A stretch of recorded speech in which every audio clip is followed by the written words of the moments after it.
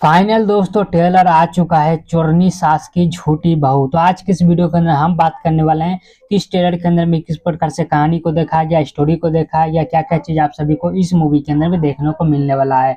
तो पूरी जानकारी मैं आप सभी को इस वीडियो के अंदर में देने वाला हूँ, बताने वाला हूँ। तो बस शुरू से लास्ट तक आप लोग हमारे इस वीडियो के अंदर बने रहिएगा और चैनल पर पहली बार आए हैं तो चैनल को सब्सक्राइब जरूर कर दीजिएगा। चलिए कंटिन्यू करते आगे हम इस वीडियो को। इस मूवी के लीड रोल में आप सभी को ऋचा दीक्षित देखने को मिलने वाली है दोस्तों, और भी बहुत सारे कलाकार आप सभी को इस मूवी के अंदर में देखने को मिलने वाले हैं। जैसे कि अमित शुक्ला भी है इस मूवी के अंदर में, अयाज खान भी है दोस्तों इस मूवी के अंदर में। हालांकि ये दोनों जो है तो नेगेटिव रोल में है, अयाज खान, अमित शुक्ला, ये दोनों नेगेटिव रोल के अंदर में आप सभी को इस मूवी के अंदर में देखने को मिलने वाले हैं। चलिए दोस्तों इन सारी चीजों करते साइड में आप बात कर लेते हैं कि ट्रेलर के अंदर में क्या चीज दिखाया गया है, किस प्रकार से कहानी और स्टोरी को दिखाया गया है। तो दोस्तों इस मूवी के अंदर में जो कहानी को दिखाया गया है, शुरुआती किया गया है चोरनी सास से, यानी कि जो ऋचा दीक्षित का होने वाली सास रहती है वो हर जगह से चोरी चोरी छोटा मोटा चोरी चकारी कर लेती है। जैसे कि सब्जी हो गया या फिर कुछ और हो गया, तो हर जगह से छोटा मोटा चोरी करके अपना ये आदत से बाज नहीं आती है। उसके बाद दोस्तों शादी हो जाता है ऋचा दीक्षित का उसी घर में।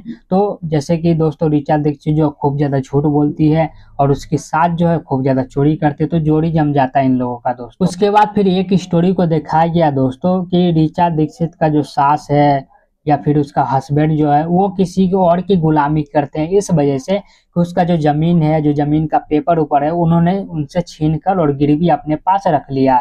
तो दोस्तों ऋचा दीक्षित के सास से और ऋचा दीक्षित के हस्बैंड से जो दोस्तों वो खूब ज्यादा काम करवाते हैं, नौकर के जैसा सुलूक करते हैं। तो सास बहू जो है मिलकर एक प्लान बनाती है कि मैं झूठ बोलकर सबको इधर उधर करूंगी और तुम जो चोरी करने में एक्सपर्ट हो तो तुम पेपर कागजात जो जमीन का वो चुरा लेना।